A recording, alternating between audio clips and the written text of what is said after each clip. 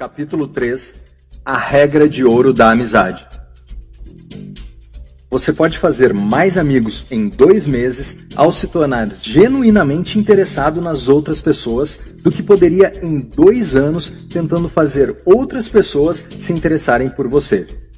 Dale Carnegie.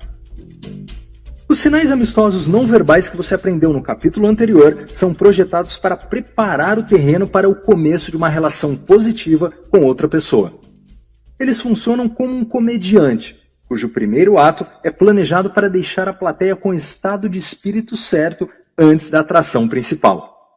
Usados corretamente, esses sinais deixarão seu alvo mais receptivo, caso você escolha se aproximar. Então vamos assumir que você quer fazer contato com alguém. E agora? Você alcançou a hora da verdade com essa pessoa. Fazendo a sua hora da verdade um sucesso. Muitos anos atrás, um empresário chamado John Carlson foi nomeado CEO de uma companhia aérea europeia que passava por dificuldades, a Scandinavian Airlines System, SAS, e recebeu a formidável tarefa de torná-la rentável. Ele conquistou esse objetivo com tanta rapidez que seu feito se tornou objeto de vários estudos. Como ele conquistou tanto sucesso? Dando aos funcionários o poder para resolver os problemas dos clientes na mesma hora, sem precisar checar com um superior. Isso melhorou muito a satisfação dos clientes, o moral dos empregados e o lucro da empresa. Uma situação onde todos saíam ganhando. O interessante sobre a filosofia e a estratégia de negócios de Carlson, relatadas em seu livro, é a importância que ele colocou no ponto de contato entre 2 indivíduos. De fato, ele chamou isso de a hora da verdade, pois eram esses momentos que formavam a opinião dos clientes sobre a empresa e ajudavam a determinar se eles comprariam os serviços da SAS. Carlson observou: no ano passado, cada um dos nossos 10 milhões de clientes entrou em contato com aproximadamente 5 funcionários da SAS. Essas 50 milhões de horas da verdade são os momentos que, em última instância, determinam se a SAS terá sucesso ou fracasso como empresa. São os momentos em que temos que provar para nossos clientes que somos sua melhor alternativa. Quando você encontra uma pessoa pela primeira vez, esse encontro se torna um momento da verdade sobre como a relação irá se desenvolver. Essa pessoa irá tratar você como amigo ou irá afastá-lo como inimigo? A regra de ouro da amizade, se você quiser que as pessoas gostem de você, faça com que elas se sintam bem consigo mesmas. Pode ser um fator crucial para determinar em que lado você será colocado. Diferente de algumas das técnicas que serão apresentadas mais tarde, que apenas se tornam relevantes quando você está buscando relações de longo prazo, a regra de ouro da amizade serve como chave para todas as relações de sucesso, sejam de curta, média ou longa duração. Não subestime o poder e a importância dessa regra ao fazer amigos. Como agente especial do FBI, eu era destacado para encontrar indivíduos em todos os estágios da vida e precisava convencê-los a entregar informações sensíveis, a se tornarem espiões ou confessar uma variedade de crimes. A chave para o sucesso dessas tarefas era minha habilidade em fazer esses indivíduos não apenas gostarem de mim, mas também confiarem em mim e, em muitos casos, confiarem sua vida a mim. A tarefa mais difícil para novos agentes especiais é desenvolver essa habilidade vital. Agentes frequentemente me pediam para lhes ensinar as técnicas para fazer as pessoas gostarem deles instantaneamente. E eu dava sempre a mesma instrução. Se você quer que as pessoas gostem de você, faça com que elas se sintam bem consigo mesmas. Você deve focar a atenção na pessoa com quem está fazendo amizade. Parece fácil, mas exige prática mesmo com agentes treinados. Se você fizer alguém se sentir bem consigo mesmo, irá receber o crédito por ajudá-lo a ter essa experiência.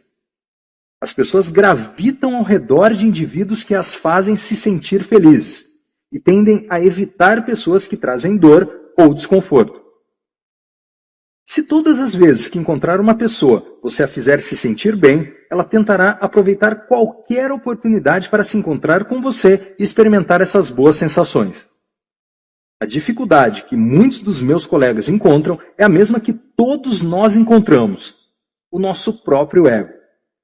O ego interfere na prática da regra de ouro da amizade. A maioria das pessoas acha que o mundo gira em torno delas e que elas devem ser o centro das atenções.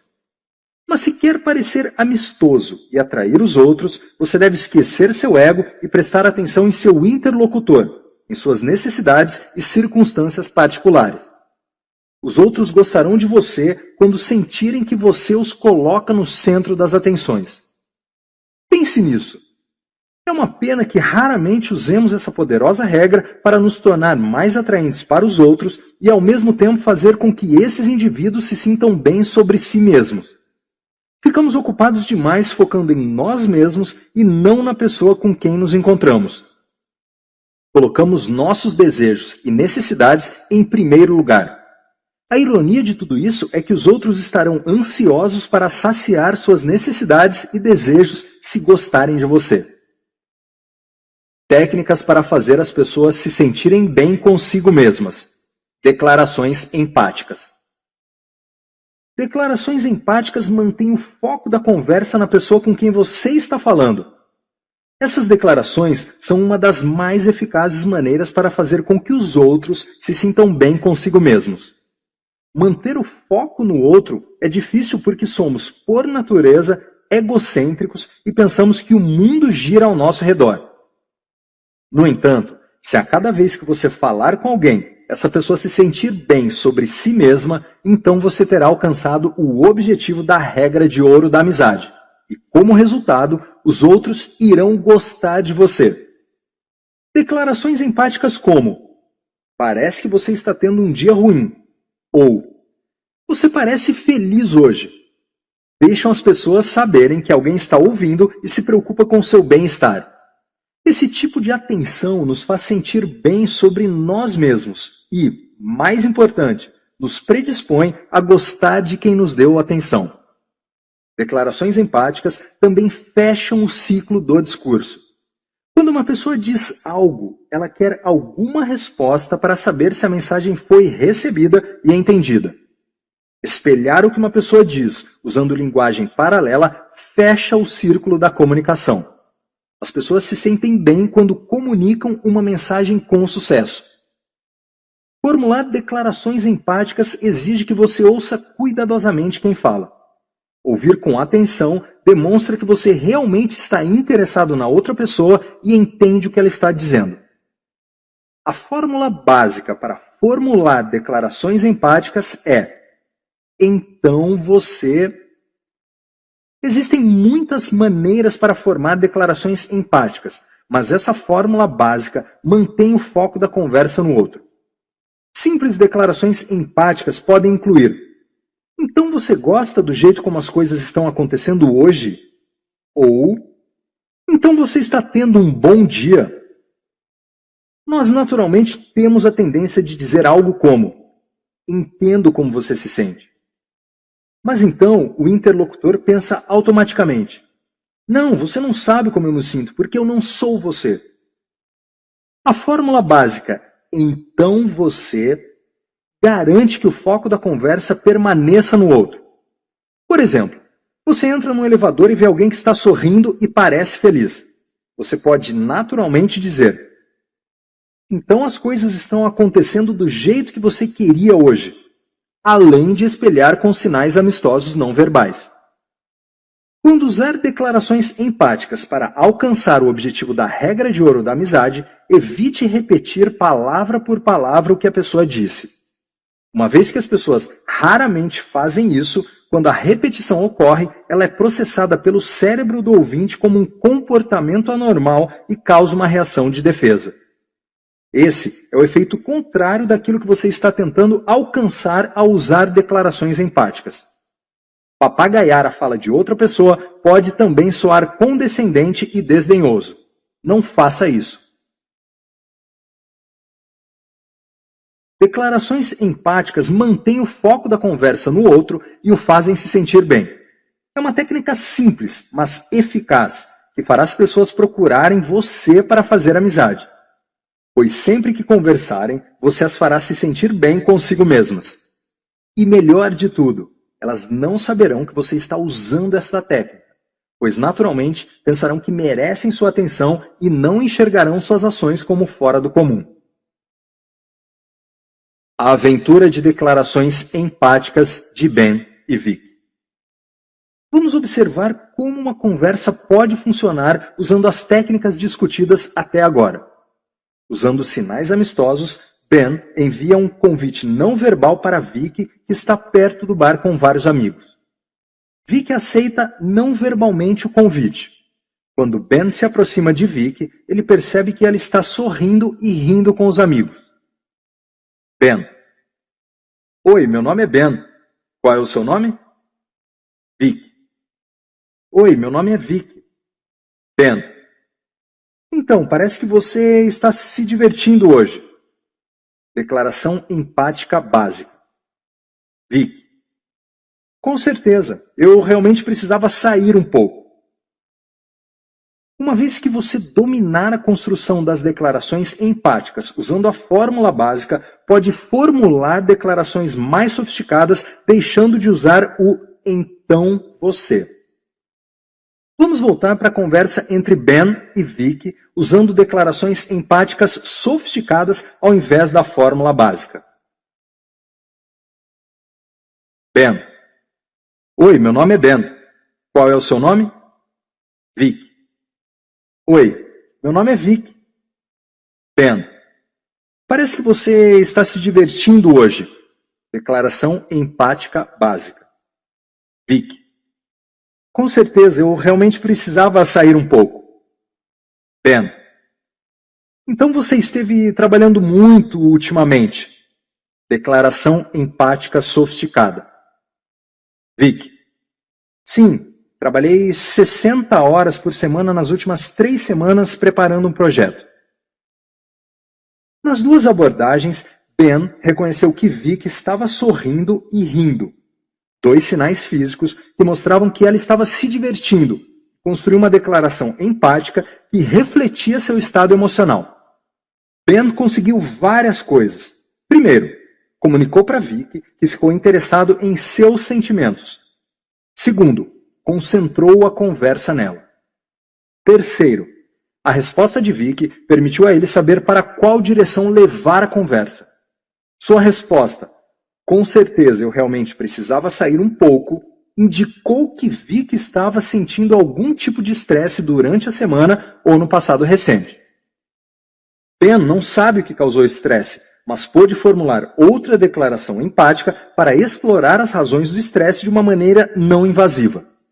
Ao fazer isso, ele mantém o foco da conversa sobre Vic e a deixa saber que continua interessado em seus sentimentos.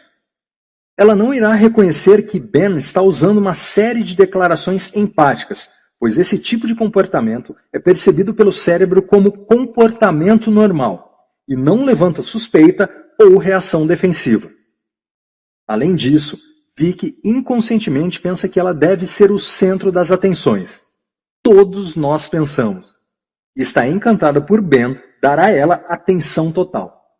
Isso a faz se sentir bem e aumenta a probabilidade de que ela goste de Ben de acordo com a regra de ouro da amizade. Usando declarações empáticas para manter a conversa. Declarações empáticas também servem como um eficaz recheio da conversa. O silêncio constrangedor que aparece quando a outra pessoa para de falar e você não consegue pensar em nada é devastador. Quando você fica com dificuldades para encontrar algo para dizer, use uma declaração empática. Tudo de que precisa se lembrar é a última coisa que o outro disse e então formular uma declaração baseada nessa informação. O falante continuará a conversa, dando tempo para que você pense em algo mais significativo. É muito melhor usar uma série de declarações empáticas quando você não tem nada a dizer do que dizer algo inapropriado. Lembre-se, o ouvinte não irá perceber que você está usando declarações empáticas, pois elas serão processadas como normais pelo cérebro e passarão desapercebidas. Elogios, adulação. Uma linha tênue separa elogios de adulação. A palavra adulação possui uma conotação negativa. Adulação é geralmente associada a elogios falsos usados para explorar e manipular os outros por razões egoístas. O propósito do elogio é enaltecer os outros e reconhecer suas realizações. Com o desenvolvimento da relação, os elogios ganham um papel importante para a conexão de dois indivíduos, pois sinalizam que o outro ainda está interessado em sua pessoa e naquilo que você sabe fazer bem. Um dos perigos de usar elogios em relações incipientes é você não conhecer a pessoa bem o bastante para ser sincero. Elogio falso e adulação são a mesma coisa e geram má impressão. Afinal de contas, ninguém gosta de sentir que está sendo manipulado ou enganado. As pessoas conhecem seus pontos fortes e fracos.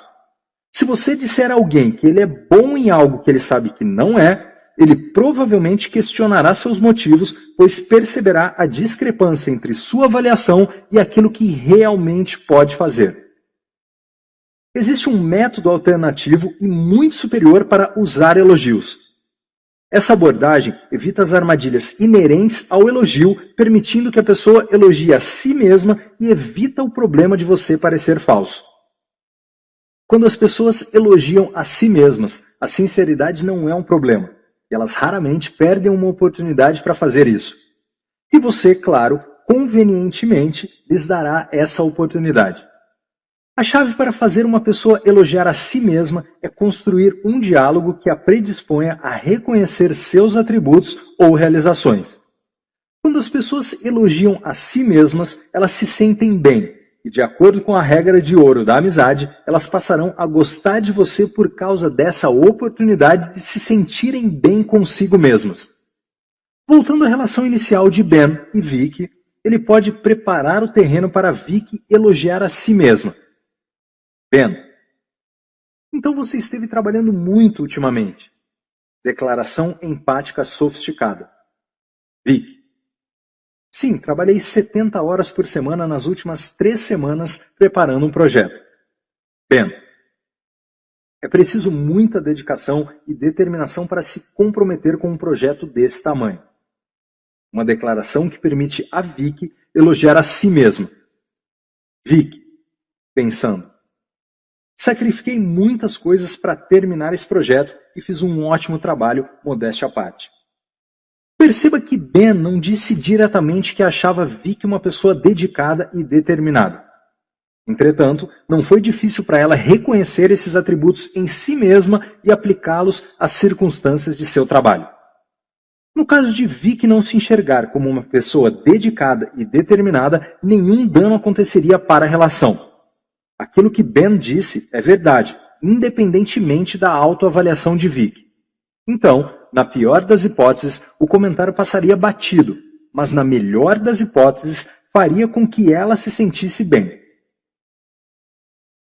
Considerando a natureza humana, mesmo se Vicky na realidade não fosse uma pessoa dedicada e determinada, ela provavelmente aplicaria estes atributos favoráveis a si mesma. Poucas pessoas admitiriam em público, muito menos para si mesmas, que elas não são dedicadas e determinadas. Elogios de terceiros. Você pode usar terceiros para elogiar a pessoa com quem quer fazer amizade, sem precisar fazer isso você mesmo, e ainda ficar com crédito por fazer seu alvo se sentir bem e, por extensão, gostar de você. Ao elogiar diretamente outra pessoa, principalmente alguém que pode suspeitar de sua sinceridade, por exemplo, sua namorada, seu chefe ou um amigo, ela tende a ignorar seu esforço porque suspeita que você intencionalmente a está tentando influenciar através do elogio. Um elogio vindo de terceiros elimina esse ceticismo. Para formular um elogio vindo de terceiros, será preciso encontrar um amigo ou conhecido em comum que conheça você e seu alvo. Além disso, você deve ter relativa certeza de que o indivíduo que escolher poderá passar adiante o elogio para a pessoa desejada. Se essa transmissão for bem-sucedida, na próxima vez que você encontrar seu alvo, ele o enxergará com uma perspectiva diferente. Considere a seguinte conversa e assuma que você é Mark. Mark: encontrei Mike outro dia. Ele me disse que acha você muito inteligente. Na verdade, ele disse que você é uma das pessoas mais capazes que já conheceu. Sônia: nossa, é mesmo? Ele disse isso? Mark: foi isso que ele disse. Sônia irá aceitar mais prontamente esse elogio vindo de Mike do que se você, Mark, tivesse falado diretamente a mesma coisa. Além disso, Mike se sente livre para contar a Sônia exatamente o que você disse, algo que você pode ou não ter permissão social para dizer nos primeiros estágios de uma relação. Você, indiretamente, por intermédio de Mike, permitiu que Sônia elogiasse a si mesma, o que a faz sentir-se bem, portanto, ficando predisposta a gostar de você. Lucrando com elogios de terceiros no trabalho. Além do cenário da paquera, os elogios de terceiros são muito eficazes no local de trabalho. Um exemplo: a verba para financiar operações no FBI é muito disputada. Portanto, não são todas as propostas que acabam financiadas. Para melhorar a chance de minhas propostas serem aprovadas, eu empregava a estratégia do elogio de terceiros. Várias semanas antes da minha proposta ser avaliada pelo novo diretor de operações, fui atrás do fofoqueiro do escritório e casualmente mencionei que já era hora de nosso escritório receber um diretor que finalmente sabia o que estava fazendo. Também comentei que o novo diretor era um homem inteligente, com boas ideias sobre as estratégias operacionais. Para os fofoqueiros, a moeda de troca é informação. Sob seus olhos, eles ganham valor ao espalhar informações que ouvem para indivíduos que teriam interesse em saber delas. Como previsto, meus comentários logo chegaram ao chefe. Ele ficou mais propenso a aceitar esse elogio como sincero, vindo de um terceiro do que se ouvisse diretamente de mim. Além disso, eu não tinha acesso ao diretor, já que estava sempre trabalhando em campo. Quando o diretor analisou minhas propostas, ele estava predisposto a encará-las mais favoravelmente. Eu o fiz se sentir bem sobre si mesmo, obedecendo à regra de ouro da amizade de um jeito que não levantava suspeitas. Elogios de terceiros caem dentro dos parâmetros do comportamento normal. Então, eu não tinha nada a perder. Se minha estratégia falhasse, o risco na pior hipótese era zero, pois eu perderia o financiamento mesmo assim. Se a técnica funcionasse, a melhor hipótese era conseguir o que eu queria. No fim, a maioria das minhas propostas foi aceita. Terceiros e o efeito de primazia. Palavras não podem mudar a realidade, mas podem mudar a maneira como as pessoas percebem a realidade. Palavras criam filtros através dos quais as pessoas enxergam o mundo. Uma única palavra pode fazer a diferença entre gostar ou não de alguém. Considere este exemplo. Seu amigo Calvin descreve seu novo vizinho, Bill, a quem você irá encontrar pela primeira vez. Calvin diz: seu novo vizinho, Bill, não é muito confiável. De fato, quando você o cumprimentar, verifique depois seus dedos para ter certeza de que ele não roubou nenhum. Como você enxergará Bill quando você o encontrar pela primeira vez? O problema é que você foi encorajado a julgá-lo antecipadamente como não confiável por aquilo a que os cientistas se referem como o efeito de primazia. Se um amigo descrever uma pessoa que você está prestes a conhecer como não confiável, você ficará predisposto a enxergar essa pessoa dessa maneira, independente do que for verdade. Portanto, sua tendência será enxergar tudo daquela pessoa como não sendo digno de confiança. Por outro lado, digamos que o seu amigo Calvin disse que o seu novo vizinho Bill é muito amigável, sociável e possui um ótimo senso de humor. Você vai adorá-lo. Como você enxergará Bill agora? Provavelmente como um amigo, não importa o nível de simpatia.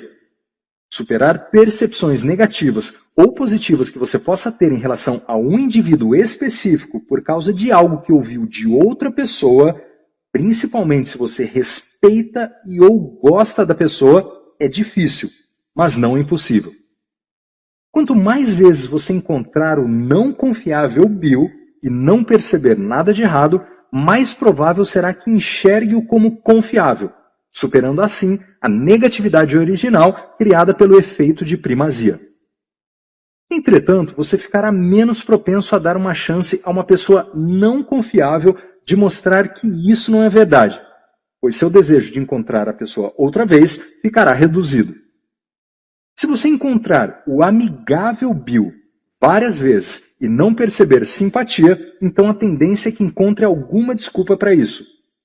Tais desculpas podem incluir: ele deve estar tendo um dia ruim, ou eu devo ter aparecido numa hora ruim. Uma pessoa não amigável, que inicialmente foi descrita como amigável, ganha uma vantagem do efeito de primazia, pois as pessoas tendem a dar a ela várias oportunidades para demonstrar o contrário. É precisamente por causa do poder do efeito de primazia que nós podemos usá-lo como uma ferramenta para moldar amizades ou fazer as pessoas nos enxergarem do jeito que queremos. O que você faz com o efeito de primazia é enviar uma mensagem que irá predispor alguém a enxergar outra pessoa da maneira que você quer que ela seja percebida. Tirando proveito do efeito de primazia. Eu frequentemente empregava o efeito de primazia durante interrogatórios de pessoas suspeitas de cometerem crimes. Lembro de um caso onde estávamos interrogando um possível ladrão de bancos. Havia 2 de nós junto com o suspeito na sala de interrogatório. Logo cedo, na entrevista, meu parceiro pediu licença e saiu dizendo que precisava dar um telefonema. Na verdade, sua saída fazia parte de nosso plano, que me permitiu ficar sozinho com o suspeito para falar com ele em particular. Eu disse a ele: você tem sorte de ter meu parceiro cuidando do caso. Ele é honesto e justo. Ouvirá o seu lado da história sem preconceito nenhum. E então eu me recostei, esperando meu parceiro voltar. Alguns momentos depois, ainda sozinho, acrescentei: acontece que para ele é fácil ser justo. O cara é um detector de mentiras em forma de pessoa. Não sei como consegue, mas ele sabe quando alguém está mentindo. Não importa qual for o assunto ou quem esteja falando, ele consegue dizer se alguém está sendo desonesto. O que fiz com esse último comentário foi criar um filtro através do qual eu queria que o suspeito enxergasse meu parceiro. Empreguei o efeito de primazia para moldar a avaliação das suas habilidades. Quando meu parceiro voltou, ele já sabia que deveria permanecer em silêncio até que eu perguntasse ao suspeito se ele havia roubado o banco. Se o homem negasse, meu parceiro deveria olhar para ele com uma expressão de incredulidade. Então, o que aconteceu? Eu perguntei: você roubou o banco? E ele respondeu que não. Meu parceiro reagiu exclamando: o quê? Com um olhar cético. Então, e juro que isso é verdade, o suspeito bateu na mesa e disse: caramba, ele é mesmo bom. E depois confessou o crime. Fique atento ao efeito de primazia afetando seu próprio comportamento. Usar o efeito de primazia é uma ótima ideia quando você quer influenciar os outros, mas tenha cuidado, pois essa é uma faca de 2 gumes. Se não estiver atento, esse efeito pode ser prejudicial ao seu próprio comportamento em relação aos outros, levando a crenças imprecisas e enganosas. Nos meus primeiros dias como agente do FBI, fui vítima do efeito de primazia. Fui destacado para interrogar um suspeito que, como informou meu colega, havia sequestrado uma garota de 4 anos. Antes de falar com o suspeito, meus pensamentos já haviam passado por um filtro por causa da declaração do meu colega. E quando fiquei cara a cara com ele, minha mente já havia decidido que se tratava do sequestrador. Consequentemente, tudo que o suspeito dizia ou fazia era visto através do meu filtro como uma indicação de culpa, apesar das muitas evidências do contrário. Quanto mais pressão eu colocava sobre o suspeito, mais nervoso se tornava, não porque era o culpado, mas porque eu não acreditava nele e ele pensava que seria preso por algo que não fez. Quanto mais nervoso ele ficava, mais reforçava a minha crença inicial de que era o sequestrador e mais pressão eu aplicava. Não foi surpresa quando o interrogatório fugiu do controle. No final, fiquei constrangido quando apanharam o sequestrador real. Na próxima vez que você conduzir uma entrevista, conhecer um novo colega ou comprar um novo produto, pense em como formou sua opinião sobre a pessoa ou o produto. As chances são grandes de que suas opiniões tenham sido formadas por primazia. A aceitação de funcionários que se transferem de um escritório para outro muitas vezes depende de sua reputação. Assim como você se convence de que a nova marca de creme dental que comprou deve ser boa porque 4 de 5 dentistas a recomendam. O efeito de primazia é poderoso. Use-o sabiamente. Pedindo um favor. O bom e velho Benjamin Franklin, o cara na cédula de $100, notou que se pedisse um favor para um colega, esse colega passava a gostar mais dele do que se não tivesse feito o pedido. Esse fenômeno se tornou conhecido como o efeito Ben Franklin. Num primeiro momento, esse conceito pode parecer ir contra o senso comum. Você não deveria gostar da pessoa que faz o favor mais do que ela de você? Acontece que esse não é o caso. Quando uma pessoa faz um favor a alguém, ela se sente bem. A regra de ouro da amizade diz que se você fizer alguém se sentir bem, ele irá gostar de você. Portanto, pedir um favor não é um acontecimento apenas centrado em você, mas também é centrado na pessoa fazendo o favor. Entretanto, aqui vai um alerta. Não exagere com essa técnica, pois Ben Franklin também observou que convidados, assim como peixes, começam a cheirar mal depois de 3 dias. Igual a pessoas que pedem favores demais. Voltando ao encontro de Ben e Vicky, ele pode usar a técnica de pedir um favor durante sua conversa com a jovem garota. Ben, é preciso muita dedicação e determinação para se comprometer com um projeto desse tamanho. Uma declaração que permite a Vicky elogiar a si mesma. Vicky, pensando, sacrifiquei muitas coisas para terminar esse projeto e fiz um ótimo trabalho, modéstia à parte. Ben, Vicky, você pode me fazer um favor e cuidar da minha bebida enquanto vou ao banheiro? Pede um favor. Vicky, claro, sem problema. Ben chamou Vicky pelo seu primeiro nome. Lembre-se de que as pessoas gostam do som de seus próprios nomes e o fato de que alguém se lembrou. E então pediu a ela um favor. Esses pequenos comportamentos predispõem Vicky a gostar de Ben, pois as pessoas que fazem favores se sentem bem consigo mesmas. Combinando ferramentas de amizade para incrementar a eficácia de uma relação. Dependendo das circunstâncias, você poderá usar uma ou várias das técnicas apresentadas neste livro para fazer um novo amigo. A vantagem de usar várias técnicas juntas é o poder adicional que uma combinação pode proporcionar. Para ilustrar, considere como o exército americano usou o efeito de primazia, a fórmula da amizade e a apresentação por terceiros para transformar em amigos pessoas desconfiadas ou hostis em relação aos Estados Unidos. Conquistar corações e mentes de civis quando você é um estrangeiro conduzindo operações militares no país deles pode ser uma tarefa árdua. Soldados em solo estrangeiro, por causa da natureza do trabalho, são forçados a adotar a estratégia descrita pelo general James Mad Dog Mattis, que disse: seja educado, seja profissional, mas tenha um plano para matar qualquer pessoa que você encontrar. Em outras palavras, transformar inimigos em amigos não é nada fácil. Numa tentativa de conquistar as pessoas no Afeganistão, fui destacado como membro de uma equipe cuja tarefa era mostrar aos nossos garotos, as forças americanas, como serem menos ameaçadores, mas, ao mesmo tempo, mantendo-se alerta no campo de batalha. Então, como é possível fazer alguém parecer amigável quando tudo que essa pessoa veste parece ameaçador. Equipamentos de guerra, capacete, armas, e ela é ensinada a fechar a cara ao lidar com a população local. Não é de se admirar que quando esses soldados chegam numa vila local, a população nativa enxergue os sinais inimigos e imediatamente levante os escudos. Foi isto que instruímos aos militares. Entrem na vila com o mesmo equipamento militar e prontidão para se defenderem se atacados. Mas também façam o seguinte: empreguem a fórmula da amizade. Fiquem um tempo na vila sem fazer nada, apenas fiquem por lá. Isso satisfaz a condição de proximidade.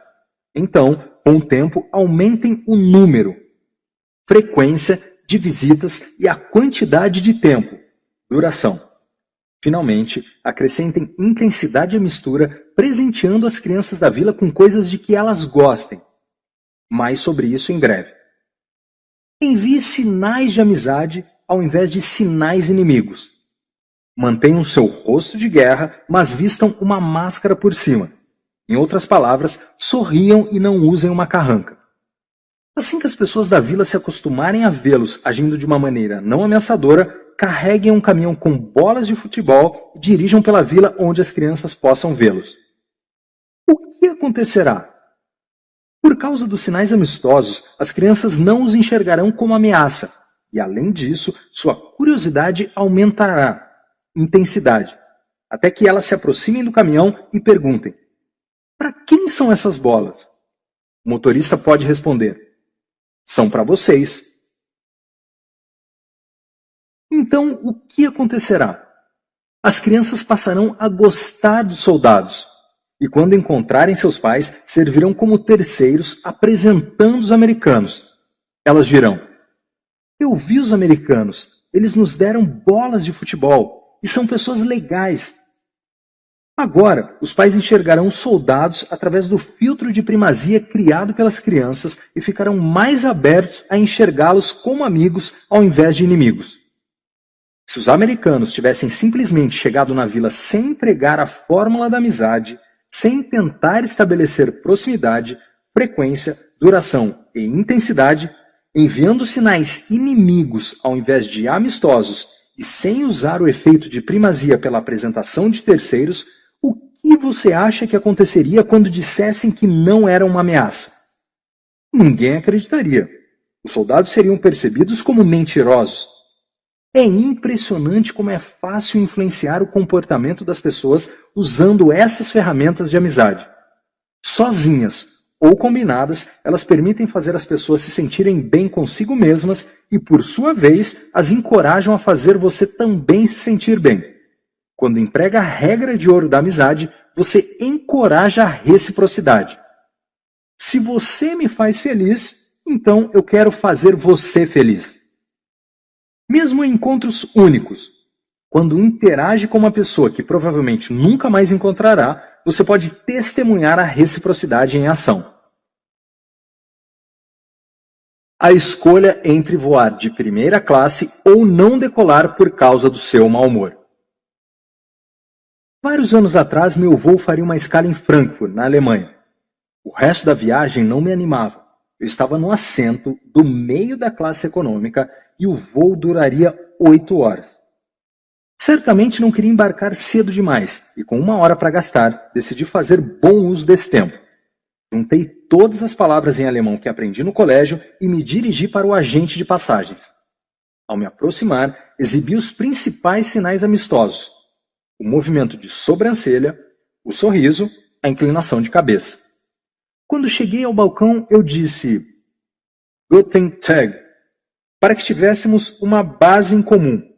Ver capítulo 4. Ele sorriu diante da minha tentativa animadora de falar alemão, mas retribuiu o cumprimento. Então disse em inglês: posso ajudá-lo? Respondi que não, mas comecei a conversar com ele. Usei declarações empáticas para encorajá-lo a falar e se sentir bem. Enquanto a conversa corria, incentivada pelos meus breves comentários empáticos, era ele quem mais falava. O agente não notou isso porque as pessoas enxergam o mundo como se ele girasse ao seu redor, Portanto, meu comportamento não fugia do normal e não alertava seu cérebro. Eu lhe dei uma desculpa para falar, de fato, eu o encorajei a falar e isso o fez se sentir bem. Então, ele passou a gostar de mim. No fim da conversa, o agente perguntou por que eu não havia embarcado. Eu disse que estava no assento do meio e queria passar o mínimo de tempo possível naquele aperto. Só isso. Cerca de 20 minutos depois, o agente fez um último chamado para o embarque. Enquanto caminhava para a ponte, ouviu-me chamar. Parei e ele se aproximou. Ele perguntou se eu tinha minha passagem em mãos. Assenti e mostrei. Ele a tomou das minhas mãos e entregou outra passagem. Tenha um bom voo, Herr Schaffer, ele disse. Olhei para a passagem e percebi que meu assento havia mudado para a classe executiva. Obrigado, fico muito agradecido por isso, eu respondi. Sem problema, ele disse, fazendo um gesto para que eu embarcasse. Uma outra vez meu voo estava atrasado e todos estavam muito zangados. Eu estava esperando na fila do balcão de embarque e o homem na minha frente estava tão transtornado que gritava com a agente que perderia sua conexão junto com outros impropérios. Ela disse que a única coisa que podia fazer era colocá-lo num voo que decolaria mais tarde, às 5h30. Então, chegou a minha vez. Ao me aproximar da funcionária, que obviamente estava estressada, eu não esperava por nada. Queria apenas tentar melhorar seu dia. Ela tomou a passagem da minha mão e disse: Desculpe, senhor, você perderá sua conexão. Posso transferi-lo para o voo das 5h30. Olhei diretamente em seus olhos e disse ironicamente: Eu não acho isso aceitável, imitando o passageiro anterior. E quando ela me olhou de volta, acrescentei: Posso gritar com você agora? Ela disse não e mencionou novamente o voo das 5h30. Eu repeti: Posso gritar com você agora? Foi então que ela começou a rir. Eu disse: Quando posso começar a gritar com você? Agora, nós dois estávamos sorrindo e brincando um com o outro. Após um minuto assim, ela disse: Quer saber? Acabei de encontrar um lugar no voo das 2h40. E digitou o meu nome no computador. Eu comentei: Só por curiosidade, ouvi você dizendo ao passageiro anterior que não havia mais lugar no voo das 2h40. Ela respondeu: Não tem mais lugar para as pessoas que gritam comigo. Você quer gritar comigo agora? Completei em tom de brincadeira. Não, senhora, muito obrigado. O curioso é que eu não esperava conseguir entrar naquele voo. Queria apenas fazê-la se sentir melhor. Mas quando você faz os outros se sentirem bem, geralmente coisas boas acontecem com você. Já usei essa técnica, botar sua frustração para fora, muitas vezes com todo tipo de funcionário, e isso nunca deixou de melhorar seu humor. Durante uma das minhas viagens ao exterior, um grupo de passageiros chineses perdeu sua conexão para Hong Kong e estava pressionando a agente de embarque. Ela tentava ser educada, mas não estava funcionando. A polícia foi chamada para lidar com a situação, pois os passageiros estavam causando uma grande confusão.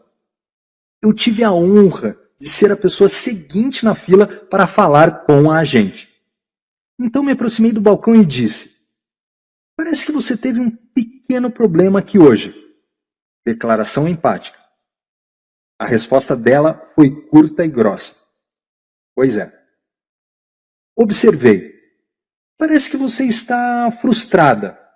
Declaração empática. Ela disse: Sim, estou muito frustrada por não poder gritar com aquelas pessoas. Eu não consigo me livrar dessa frustração. Assenti com a cabeça num gesto de simpatia. Bem, então vou fazer o seguinte, vou voltar para o fim da fila e quando minha vez chegar novamente, vou dizer algo sobre o seu serviço. Então, quero que você grite comigo, coloque tudo para fora. A mulher me olhou de forma um pouco estranha, mas concordou. Então voltei para o fim da fila e esperei minha vez novamente. Apontei o dedo para a agente e disse: Não gostei da maneira como você tratou aquelas pessoas. Você foi rude, mal educada e... A agente me interrompeu, mandando eu calar a boca e começou a gritar comigo. Toda sua frustração estava em ebulição e agora ela tinha a chance de botar tudo para fora. Quando ela terminou de gritar, eu disse que estava extremamente bravo e desapontado. A gente respirou fundo e perguntou: "O que acalmaria sua raiva, senhor? Talvez um lugar melhor?" Confirmei: "Sim, isso o ajudaria muito." "Certo, vou passá-lo para a primeira classe." "Obrigado." Então nós dois começamos a rir. Enquanto embarcava no voo, a agente chegou a subir a bordo e me agradeceu por melhorar o seu dia. Esse tipo de coisa acontece comigo o tempo todo. As pessoas fazem coisas por mim. Não peço por favores, nem mesmo insinuo.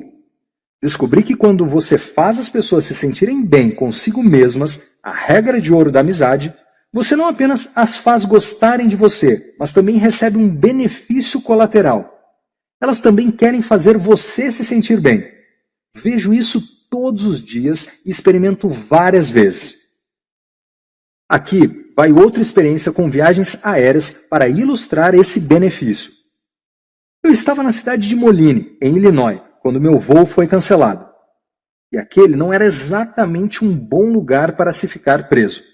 As pessoas estavam gritando e praguejando. A mulher na minha frente balançava os braços e gritava para a gente no balcão que, por sua vez, tentava não perder a cabeça. Ela disse: "Senhora, o próximo voo em que posso colocá-la sairá amanhã de manhã." Ao ouvir a informação, a mulher xingou ainda mais alto e saiu de lá batendo os pés. Chegou a minha vez. Eu me aproximei da agente, que ainda estava de cabeça quente, e disse: "Uau, aquela mulher estava muito brava." Declaração empática. Ela concordou: "Estava mesmo, eu não gostei dela." Respondi: "Bom, não pude deixar de ouvir que não há mais voos até amanhã de manhã." Ela disse: "Não, outro voo sai daqui a 1 hora." Comecei a falar algo, mas fui interrompido. "Não gostei dela, então ela vai esperar até amanhã. Eu gostei de você. Você pode embarcar hoje." Utilizando ferramentas de amizade. O céu é o limite.